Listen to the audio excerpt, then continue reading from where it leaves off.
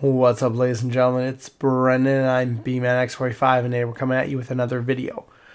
We are going to be talking about some new errata and rule updates for the Digimon TCG, specifically new card erratas that have came out of the new BT16 release. Pre-release, we're still in pre-release period, but we've got the cards, so they have updated some errata information for us as we were testing our BT16 deck lists in anticipation for release dates this Friday.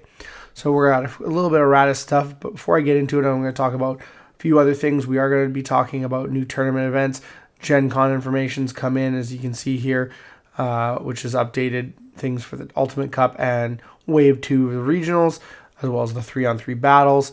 And then there's even more rule stuff about the handling differences in the English character names. That's new too, but today we're going to specifically talk about the new errata. We had the one that we did from last week around the 10th, but now we have this one here on the 17th that just got uploaded.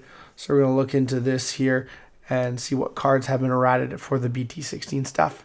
And hey, if you enjoy this type of content, be sure to smash that like button, comment down below. We love to hear your thoughts. Subscribe to the channel and hit that bell for notifications so you don't miss a single minute of the fun. All right, getting into our first BT16 card with an errata, Digimon. Note this image. This is an image fixed post errata version. Okay, so let's see here. So before it, you see the red is here where they changed it here. So before it read, then, so basically when digivolving, if DNA digivolving, you may play a level 5 or lower Digimon card with a free trait from your trash without paying the cost. And then one of your Digimon gains rush for the turn and may attack a player. And then afterwards, you have the after one. It's same thing when digivolving. If DNA digivolving, you may play a level 5 or lower Digimon card with the free trait from your trash without paying the cost. And then one of your Digimon may gain rush for the turn and attack a player. So it may. So first of all, it's saying then one of your Digimon gains rush for the turn and may attack the player. So this way, basically, the rush was mandatory. It gave something on your field rush for the turn.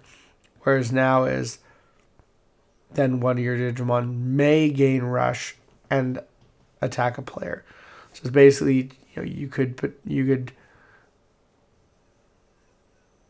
basically before you could go, okay, hey, I want to give this guy a rush, but I don't want to attack because that's a may, right?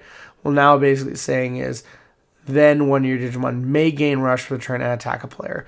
So basically it has to do both if you're going to activate it. Whereas before you could activate the rush portion and then wait and then attack later. But the you may was on the attack a player. Now the you may is on everything. So if you want to do part of it, you got to do the whole thing. So that does make sense. Potentially causing out scenarios where you get to summon things and then you get to get rush, but leave your monster on the board, do a big play with your other guys, get them down to nothing, and use that rush Digimon to attack for game. Whereas now you have to gain rush and attack right away, so you can't really set that the guy aside for later kind of thing. Another one here is they have Beastly Storm Dance of Affection, which is the main. You may play an Aquiload or Godamon from your hand without paying the cost.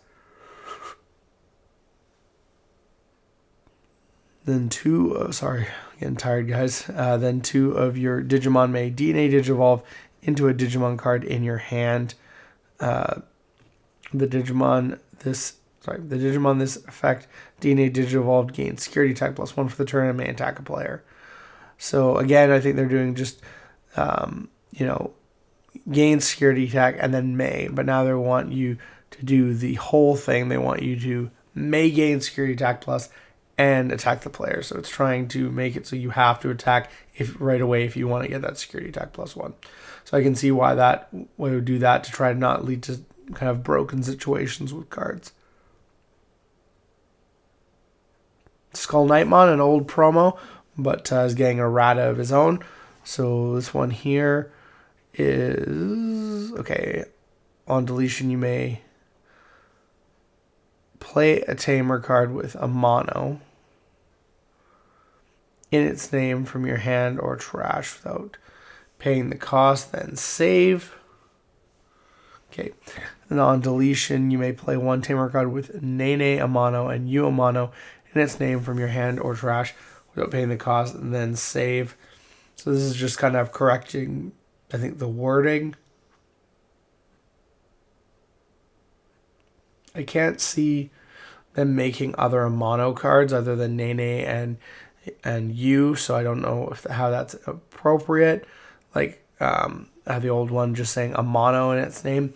But I guess you never know what they could be bringing out. I think it's just mostly a change to be more accurate to what it should be because it's about Nene or you. So I think that that's pretty much what that's, unless there's going to be another Amano card.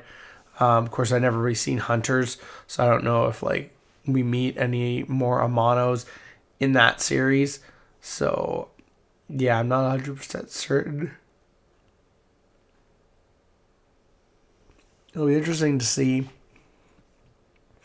if we get any new Amano cards, but right now they're just specifying it as Nene and you, which I don't think is necessarily a bad thing. I just think it makes life a little bit more easier, but I think it probably is just a card text thing.